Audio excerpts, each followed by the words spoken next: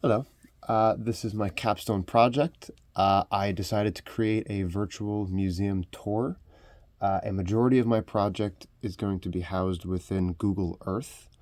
A small portion is going to be housed within Google Classroom. I'll discuss that a little bit later. So the topic of my project is going to be World War II, and the reason why I picked Google Earth for my project is because I think it's a very good representation of the space between where all of these events take place. It gives you a better visual of where everything happened and where they are in relation to one another. And I think that this also works very well within a classroom because students, I find, oftentimes have an issue understanding how certain events take place based on the location of various countries and peoples. So having a project housed in this type of application will help them to better understand geography, its impact, and how all these events were able to happen due to where all of these countries and people were settled.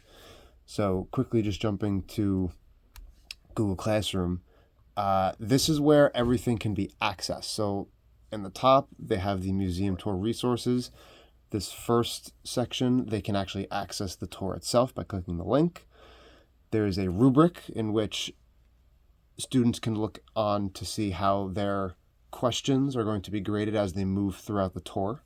Each stop within the tour is going to have a question that they can answer, and then they are given a organizer. So as they're moving through each of the stop questions, they can copy and paste the question into this Google slideshow. And they can also record their answers here as well as submitting it within the Google form that they access. And the purpose of this is so that students, once they answer the question, they can go back to previous questions answered. Maybe they have a aha moment as they move or progress throughout the project and they want to go back and revise their answer based on new information that was learned or understood or analyzed, and they could resubmit their responses. And they have a way to go back and say, okay, so what did I write? How can I improve upon that? The other portion here is a comparative analysis project. Now, this project is going to be given to them about halfway through the course.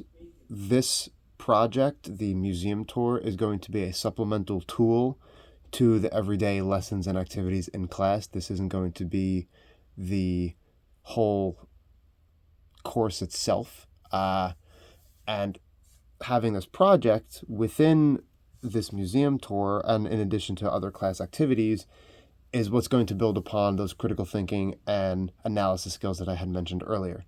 So the students are going to access firsthand accounts, whether it's journal entries, whether it is diary entries, or oral history accounts by people who have lived through the events of World War II. So there are various databases, archives provided to the students within the instructions for this project. There is a sample paper provided so the students can see what exactly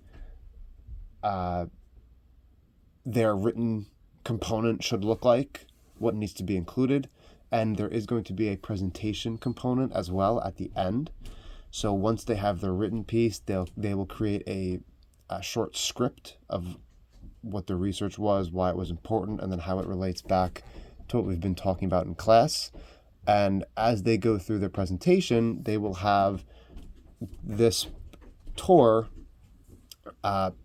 behind them on the board in front of whichever pin is related to their project, so that way the rest of the students in the class can see, okay, so they're talking about, let's say, the Holocaust, right? And they have the Google Earth satellite image of Auschwitz, so they can see spatially where the location is, and then it gives it a little more impact of what the students are discussing from their research. And then they have access to the rubric, so that way they know what needs to be included within their project to make sure they receive full credit. Now, moving back to the main portion of this project back to the Google Earth, students will start off on this screen.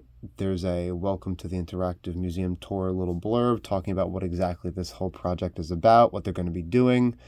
There's an essential question, the overarching question for the entire project itself. And then they will begin to move through this tour. As we move through the events in history, they will follow suit within this. Again, since this is supplementary, the descriptions provided for each of these stops doesn't go as in depth as it would in class. This just serves as a summary for something for the students to look back on. So they have a brief description of the event. They have some related images, whether it's newspaper cutouts, photographs from the event, or political cartoons created after the fact. And then at the bottom of every stop, there's going to be a link to a stop question. So the students will click on the link. It will bring them to a Google form where they can then answer a question related to the stop. So for instance, for this first stop, the Treaty of Versailles, the students need to use evidence from this stop to evaluate how the treaty contributed to the conditions that led to World War II. Now, they can use the information in the blurb provided here within the tour. They can also refer back to the information that they learned within class to help them answer these stop questions. And every single stop is going to have a question as you bounce around the globe, moving from event to event. Now, some of the stops, to kind of get the students prepared for that comparative analysis project, they're going to have a few first-hand account videos provided to them so they can kind of get an idea of what exactly they need to look for. So let's quickly just jump over to the Pacific Theater. So within this blurb, we have a description.